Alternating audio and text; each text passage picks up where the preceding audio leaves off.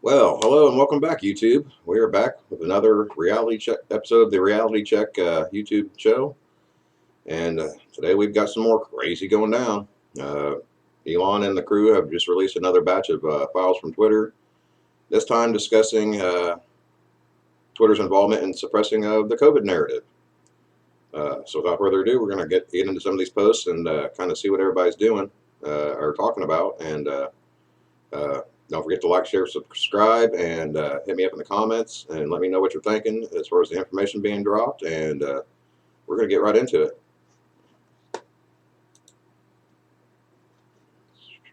Just a second here. All right. Here we have it. This time we're coming from the source for this one is David Zweig, assuming I pronounced that right, author of Invisibles, Forthcoming, and Abundance of Caution. Contributor to The Atlantic, New York Magazine, Wired Magazine, New York Times, and the Free Press. So he's working with the same group that's been working with the rest of these drops or whatever, right?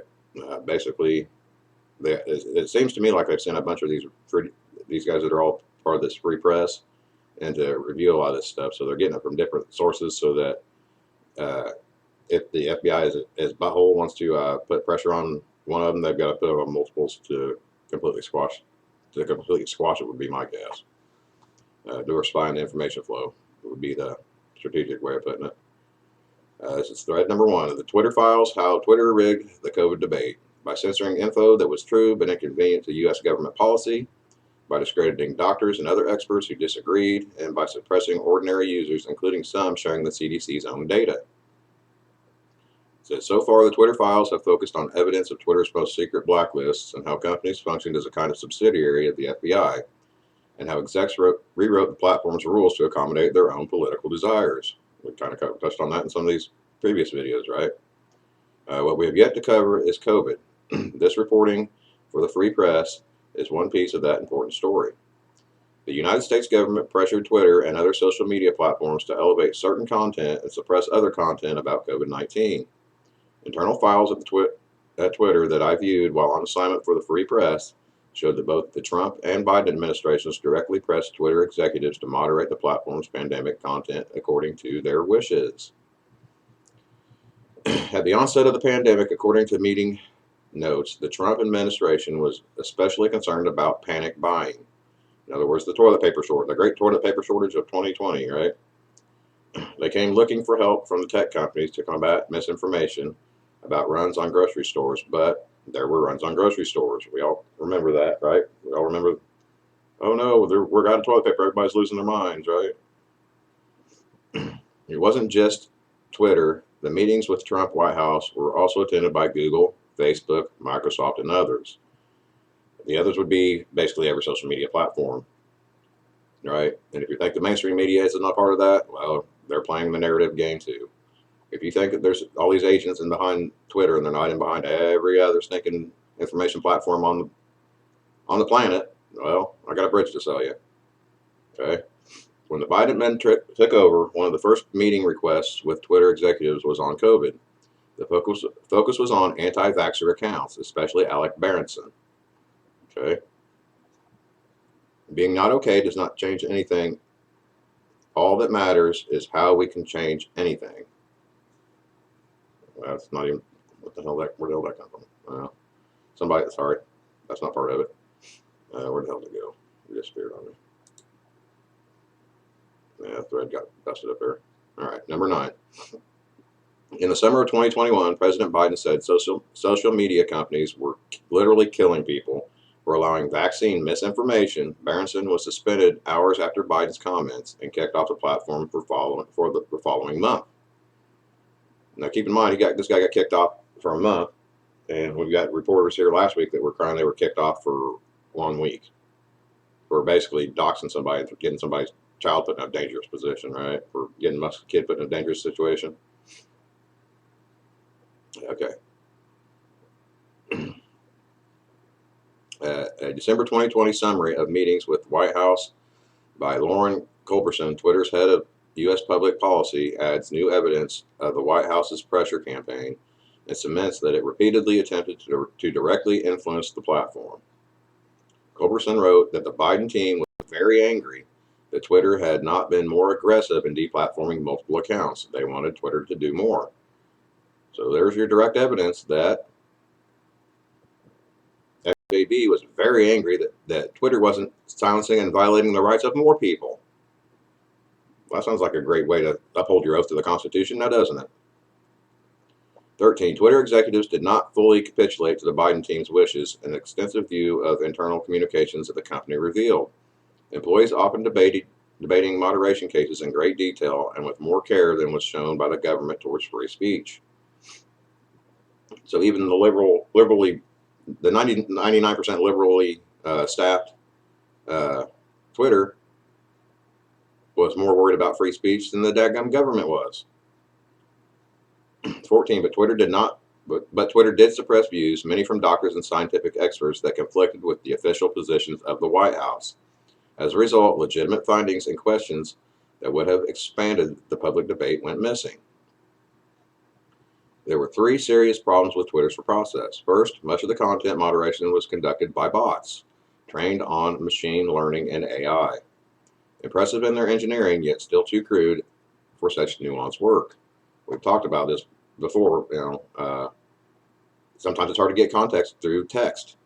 You don't know if somebody's being is trolling or somebody is trying to be coy or a smart aleck, right? You can't always detect that through text, right? Number 17. Third, most importantly, the buck stopped with higher level employees at Twitter who chose the inputs for the bots and decision trees. Here's I skipped one, sorry. Second, contractors in places like the Philippines also moderated content. They were given decision trees to aid the process, but asking non-experts to adjudicate tweets on complex topics like myocarditis and mask efficacy data was designed for a significant error rate. So basically, they give them a script. Give these guys in the Philippines a script, right? It says, third, most importantly, the buck stopped with higher level employees at Twitter who chose the inputs for the bots and decision trees and subjectively decided escalated cases and suspensions. As it is with all people and institutions, there was individual and collective bias.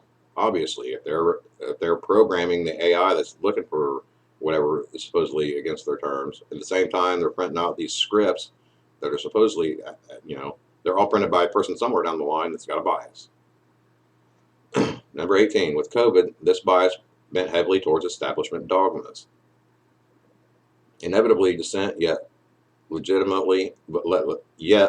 content was labeled as misinformation, and the accounts of doctors and others were suspended, both for tweeting opinions and demonstrably true information.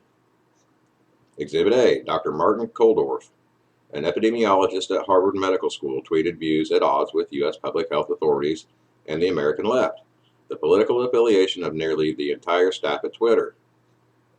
That's what we were talking about just a minute ago. Nearly all of the Twitter staff was left-leaning, right?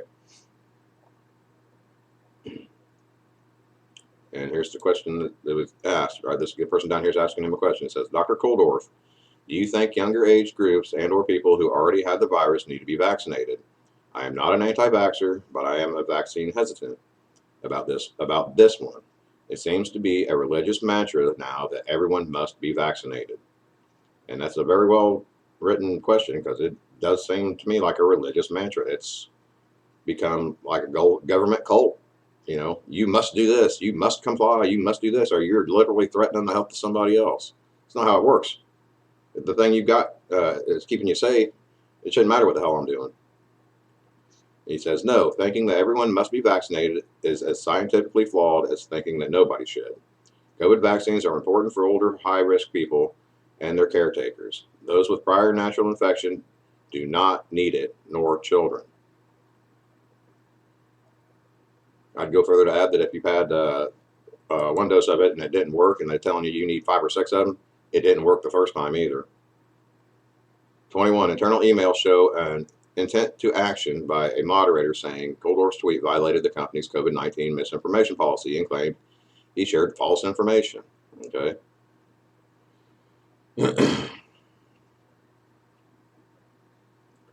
22, but Kulldorff's statement was an expert's opinion, one which also happens to be in line with the vaccine policies in numerous other countries. Yet, it was deemed false information by Twitter's moderators merely because it differed from CDC guidelines. These are guidelines. These are not CDC's laws. These are not CDC facts. They are their guidelines that they put up. Why did they put them up? To control a narrative. They're talking points. It's a script. CDC sent out a script, and all these little clowns just follow it verbatim instead of listening to both sides, getting two different opinions from two different doctors, and then choosing the path that's best for the patient, letting the patient have that information to make their own decision. They didn't do that. Now, why didn't they do that? You think it was about safety, or do you think it was about control? Hit me up in the comments and let me know what you think. Do you really think this was about safety? 23. After Twitter took action, Goldorf's tweet was slapped with a misleading label, and all replies and likes were shut off, throttling the tweet's ability to be seen and shared by many people, the ostensible core function of the platform.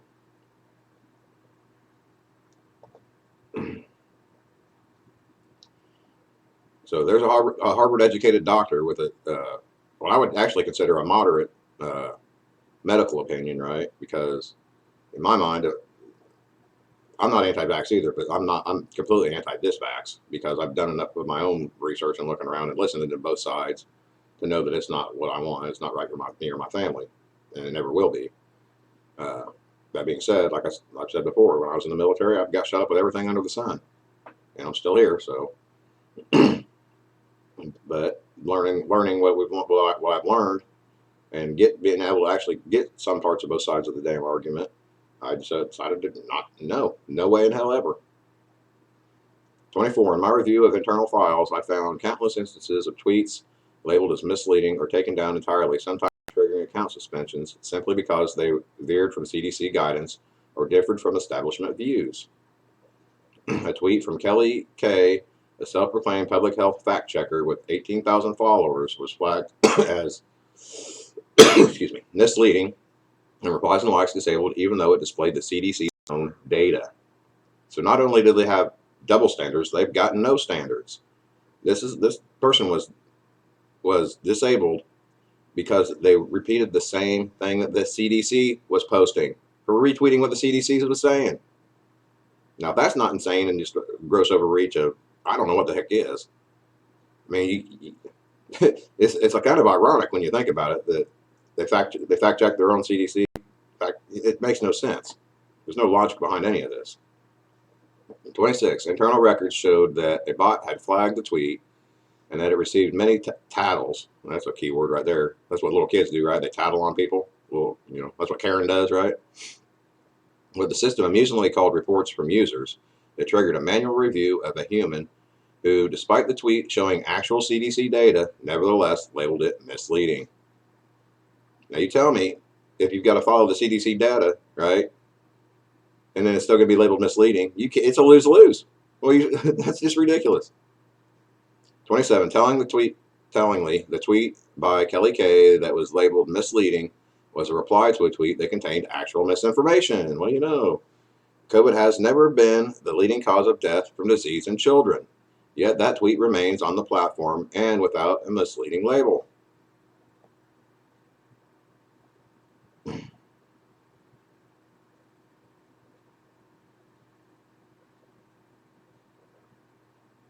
Yeah, that's an absolute lie. It's never been the case. There's the numbers to prove it, right? And they labeled this as misinformation because they want you to believe this narrative. Because they want you to shove that poison in your kids. Number 28.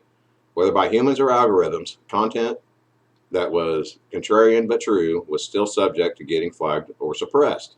This tweet was labeled misleading, even though the owner of this account, a physician, was referring to the results of a published study. So here's a published study, right, from not sure exactly where it's nature.com. It's a nature.com article, right, showing the studies about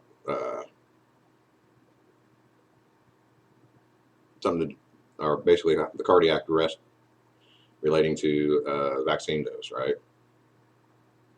Showing basically the scale about how all this is related, right? Showing the actual numbers. an actual study, and they refer to it as misleading because it doesn't fit their narrative. Again, Andrew Boston, a Rhode Island physician, was permanently suspended from Twitter after receiving multiple strikes for misinformation. One of his strikes was for a tweet referring to results from a peer-reviewed study on mRNA vaccines. Here we have it again. You can provide the evidence, you can provide the, he can provide the argument, but instead of responding to the argument and proving that he's wrong, they just want to censor you, proving that they're wrong to start with, or they would be able to come back and argue the point or debate the point. 30. A review of Twitter log files revealed that an internal audit conducted after Boston's attorney contacted Twitter found that only one of Boston's 5 violations were valid. Okay. The one Boston tweet found to still be in violation cited data that was legitimate but inconvenient to the public health establishment's narrative about the risks of flu versus COVID in children. Right? Here he is again. This is an actual medical doctor showing the evidence, showing the numbers, but it goes against their narrative, so they can't have that. This is like some kind of dystopian communist bullcrap that we've been living through with these social media platforms. It's not just Twitter. It's not just Twitter. Now, I want to make this point to get it through you guys' heads that are listening, and I'm sure most of you already get it. This is not just Twitter. It is Facebook. It is Instagram. It is TikTok. It is whatever platform you're on. They're all doing the same crap. And don't even get me started on TikTok, because that's where, keep your kids off of TikTok. I'll put it that way. That goes for most of these social media programs. If you're a good parent, keep your kids off the damn internet, or at least put them on parental controls so you know what the hell they're doing or what they're looking at. 32. That this tweet was not only flagged by a bot, but its violation manually affirmed by a staff member is telling of both the algorithmic and human bias at play. Boston's account was suspended for months and was finally restored on Christmas Day. Well, at least he got a Merry Christmas present. But it's irrelevant at this point because the damage has already been done. The silencing of any kind of opposition to anything in the public sphere it's disgraceful is what it is. These people, this whole thing is just flat out disgraceful. We are supposed to have constitutional rights in this country. They come from God. The government's not allowed to remove, and they did, using circumventing their actual straight-on abuse by just saying, "Oh, you no longer have a First Amendment." They're just going to do it the roundabout method and say, "Hey, there were guys over there at social media bill. Hey, we don't want you going against our narrative, so if you keep doing this, we're not going to like you very much." Wink, wink. In other words, threatening them in the back channels, because anything the government ever says carries the weight of the entire freaking U.S. military. At some point, it's an implied threat. In other words, right? If the government says you better do something, you better do it, because if not, you're going to put your butt in jail, right? Or worse, or disappear you, or whatever, depending on what country you live in, right? Number 33, another example of human bias run amok was the reaction to this tweet by Trump. Many Trump tweets led to extensive internal debates, and this one was no different. Imagine that, mean tweets, right? It says, his tweet said, "I will be leaving the great Walter Reed Medical Center today at 6:30 p.m. Feeling really good. Don't be afraid of COVID. Don't let it dominate your life. We have developed under the Trump administration some of the really great drugs and knowledge. I feel better than I did 20 years ago," right? Now, what was the intent of that tweet? The intent of that tweet was to make people calm down and realize that there are ways to deal with this virus, right? That was the intent. You can read into it all you want. You can twist it. You can twist his words any way you like you liberals love to do. The goal of that tweet was to make people think logically and calm down and not freak out about the virus, right? He was trying to lead by example. 34, in a surreal exchange, Jim Baker, there's that name again, that Jim Baker guy. You'll be seeing his name. I have a feeling a whole lot more. And hopefully we see him on an indictment, because I have a feeling that's exactly where he belongs. In a surreal exchange, Jim Baker, at the time Twitter's Deputy General Counsel, asked why telling people to not be afraid wasn't a violation of Twitter's COVID-19 misinformation policy. Now keep in mind, this Jim Baker is a former FBI agent, right? Now turned Twitter Deputy General Counsel, right? A scumbag lawyer, basically, in all rights. Let me just read that again. Asks why telling people not to be afraid wasn't a violation of Twitter's COVID-19 misinformation policy. Because the narrative they wanted to run, wanted to shove up your butts all day, every day, for years on end, fear. They want you in fear so they can control you. That's exactly what this whole thing has been. One big psyop to put the people in fear so they will comply to a medical experiment that was never even tested on animals. Look it up. Look into it yourself. Wake up. 35. Joel Roth, Twitter's former head of trust and safety, had to explain that optimism wasn't misinformation. Well, isn't that a novel idea? Even Joel Roth, a little weasel he is, even he gets it, right? Number 36. Kelly Kay with the CDC data tweet. Twitter's response to her is clarifying. We will prioritize review and labeling of content that could lead to increased exposure or transmission. This is nuts. They seem to be trying, in this kind of scenario, trying to say that they're trying to divide people. Basically, you're sick. They did the same thing with the Jews in World War II. They're clean and they're dirty and they need to be exterminated from the world, right? It's sick and evil, and this crap is just the tip of the iceberg. If these guys are not brought to justice, they're just going to continue this mess. And it's only going to increase and get worse. I have a feeling, a bad feeling. 7. Twitter made a decision via the political leanings of senior staff and government pressure that the public health authorities' approach to the pandemic, prioritizing mitigation over other concerns, was the science. That you've got to trust the science. Don't trust God. Don't trust your own instincts. Don't trust what your eyes are telling you. Trust the science. That's the cult they worship. They are the cult of science. 38. Information that challenged that view, such as showing harms of vaccines or that could be perceived as downplaying the risk of COVID, especially to children, was subject to moderation and even suppression, no matter whether such views were correct or adopted abroad. Especially to children. Yeah, the communists always go after the children, don't they? Hitler did. Remember Hitler's youth? Why are these people so interested in your children? You better figure it out. You better figure it out, parents. You better figure it out. These people want to destroy your children or manipulate them any way they can. That's what their true goal is at. That's what they're truly after. They're not after you or me. They don't give two craps about you or me other than what they can control us and use us for. They're looking at grooming the next generation so they can fundamentally change the nation. 39. What might this pandemic and its aftermath have looked like if there had been a more open debate on Twitter and other social media platforms, not to mention the mainstream press, about the origins of COVID, about lockdowns, about the true risks of COVID in kids, and much more? Well, that's a real good question, isn't it? What if we had the open dialogue? What if we would have had open debates then there wasn't any of this censoring mess, right? Their narrative would have fell apart the first day.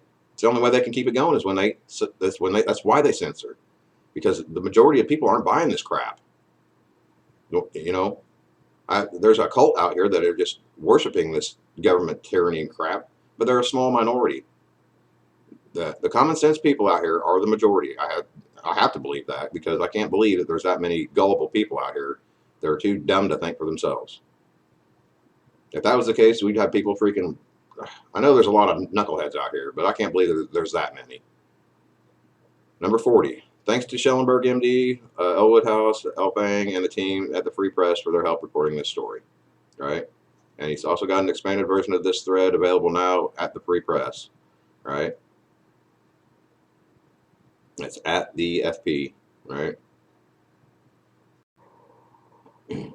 So at thefp.com, you can see an expanded version of this too, in case you're not familiar with Twitter or not used to using it. If you want to go look at these things yourself, that's the whole reason why I've been going through these verbatim.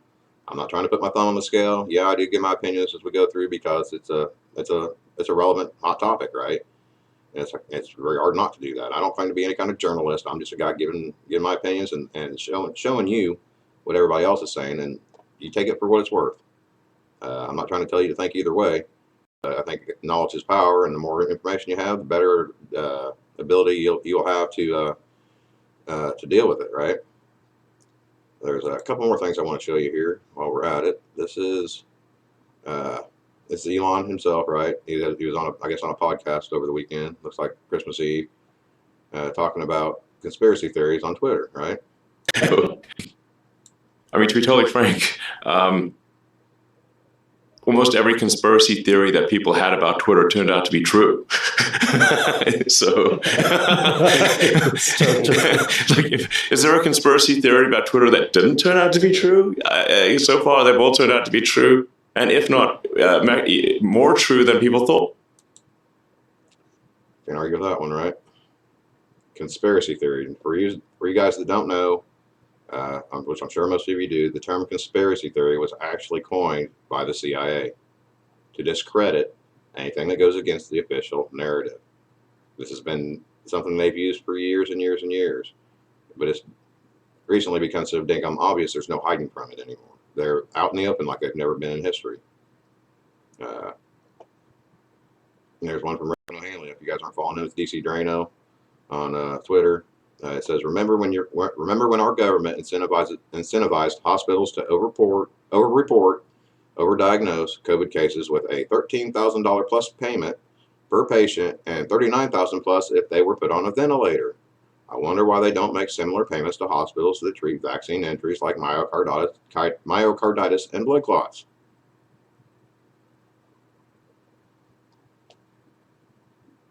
Anybody's got the answer?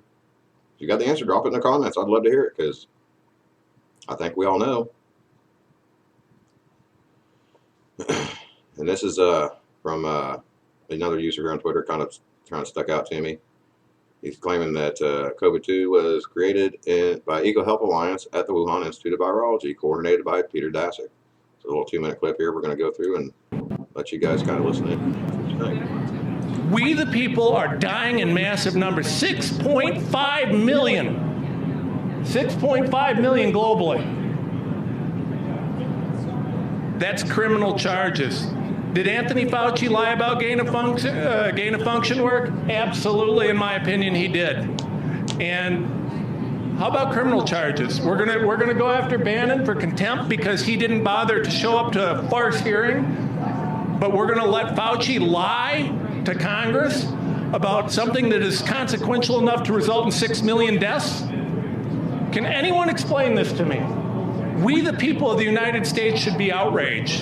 Instead of pitting a war against people who are Christians, people who believe in the United States, people who want our country to succeed, maybe we should look at the people who are responsible for one of the greatest pandemics in human history and that's resulted in millions of deaths worldwide.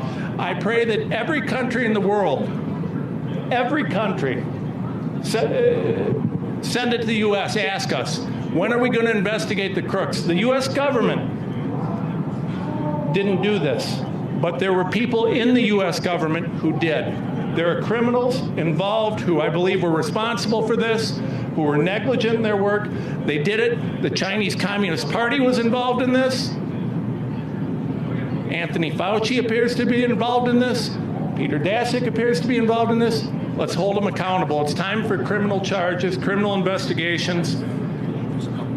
Jail, here we go. Is this the same Peter Daszak they sent to investigate the Wuhan leak?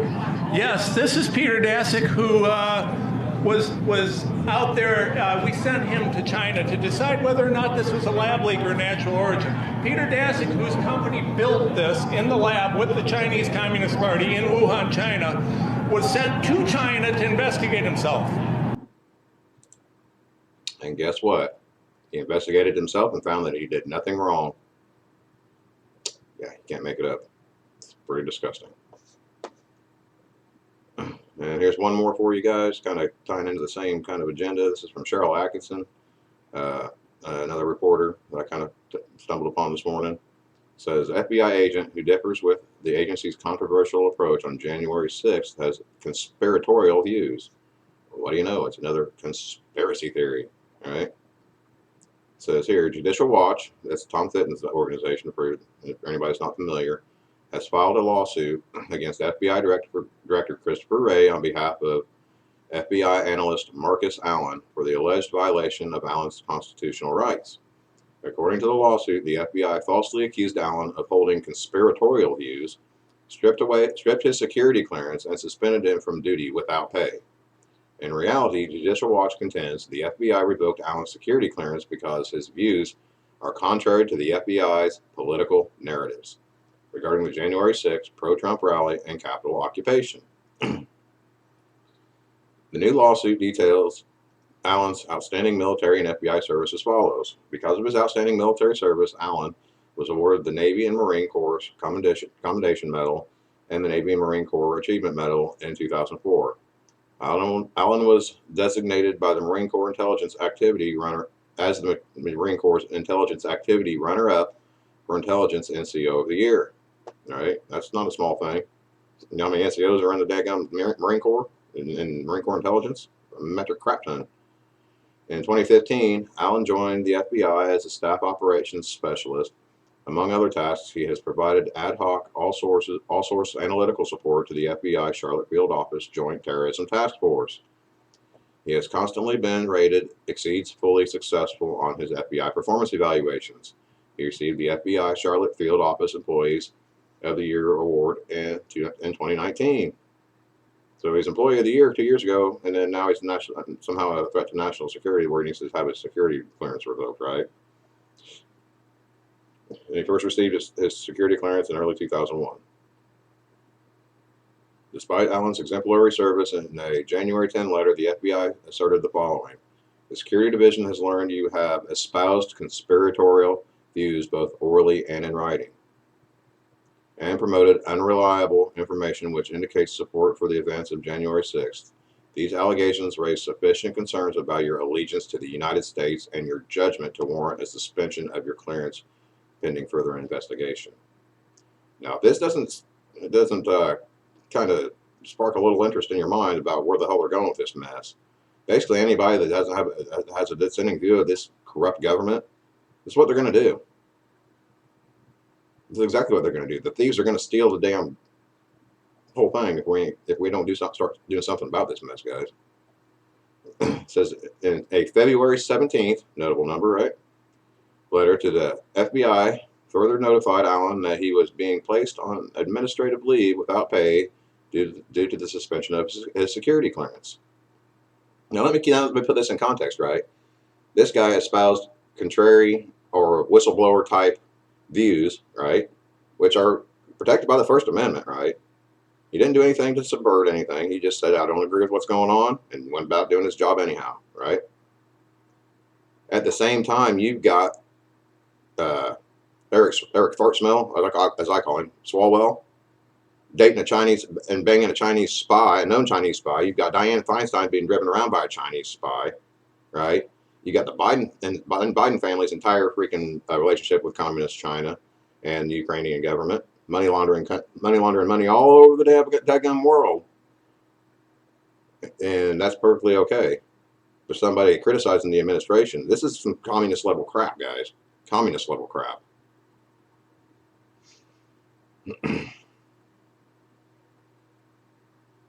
And you guys can go on and continue on and read this stuff too. It's this is her website, Cheryl Atkinson, just like I can spell here.com. You can pull up this report and read it for yourself if you'd like.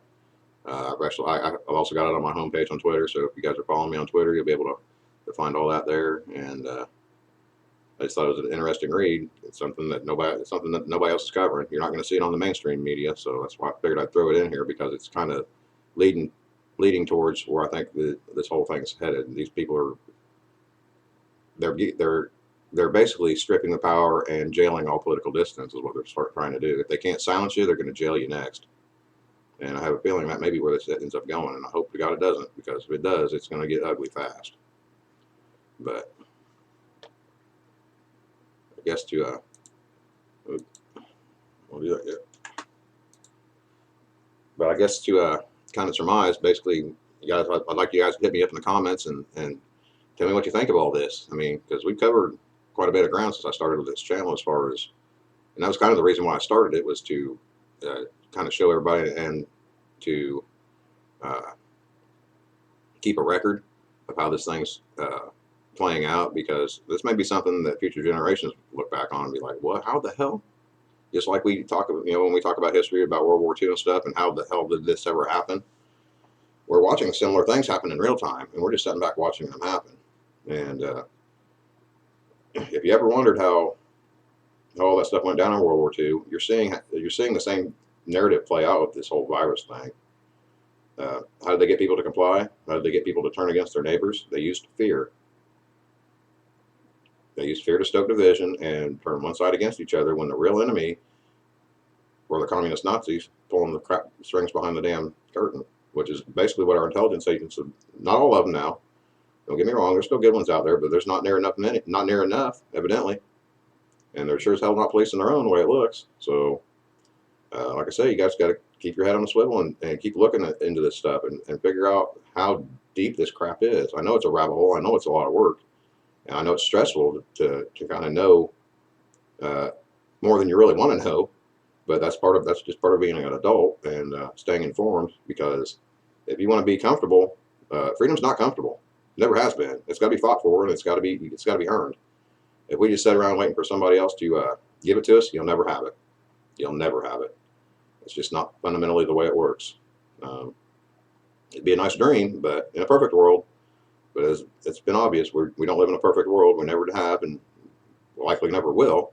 But we can make it a whole lot better if we get as many people involved and as many people informed with what's really going on, and get rid of the censorship, so where we can have a dialogue and people can communicate and actually find common ground. I think there's a chance that moving forward from this, we can actually end up in a better spot than we were before we even realized that we were basically living inside of a bubble. A lot of people, a lot of veterans especially, know that the United States exists inside of a bubble. That's why a lot of times when they come back home, they have problems reincorporating with society and stuff, and because they've seen the realest of the real world, right? And they see what everybody else takes for granted. And so, I mean, in a lot of ways, some of this stuff being exposed may be a good thing. It takes a little pressure to build a diamond, and there's no, Trump's even said there's no such thing as bad controversy, because it stokes dialogue, right? And I think that's important moving forward, that everybody keep that perspective, to where, yeah, this stuff's aggravating. Everybody's like, I just wish this mess was over, right? But that's not how it works. It doesn't work. It just doesn't just go away because you want to will it away. It takes acts, and everybody doing a little bit makes light work. And hopefully more people get involved and get involved in the dialogue and express your views and express your opinions, express your grievances to your government. You don't have to go out here and hold a damn picket sign to make your voice heard. You can do it on social media, assuming you're not getting silenced, but you can do it through these videos or whatever.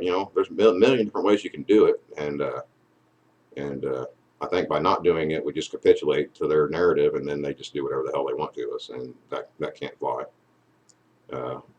But I think I'll leave that at that, and until next time, like I say, stay safe, take care of each other, look out for each other. If you see something, say something. If you see something in your position to do something, do something. Don't just pull out your phone and see. This is one thing I wanted to kind of get in there at the last minute. We all see all these videos online and stuff where there's this guy and he's destroying something, right? And there's 30 grown men over here sitting and watching him do it, right? And then there's the shaking hand guy on the phone sitting here recording it all just to get clicks on the internet. Don't be that guy. Be the guy that does something about it. There's so many good people in this country. To stand by and see this crap happen over and over again when it can be prevented is completely and wholly cowardice. And I'm calling on people to if you see something like that out in public, say something about it. Do something about it if necessary. I know everybody wants to mind their own business, but we are our brother's keepers. It's just the way it is. And the more we get back to that kind of sense of community, where Billy's over here screwing up and Bob's over here just watching him do it and watching him ruin it, that's not good for society either. So if you see somebody screwing up, call them out. It may piss them off, but guess what? It may be exactly the kick in the butt they need to get their crap squared away and help them move forward. But I'm done preaching for now. So until next time, y'all stay safe, and we'll catch you on the next one. I'm out.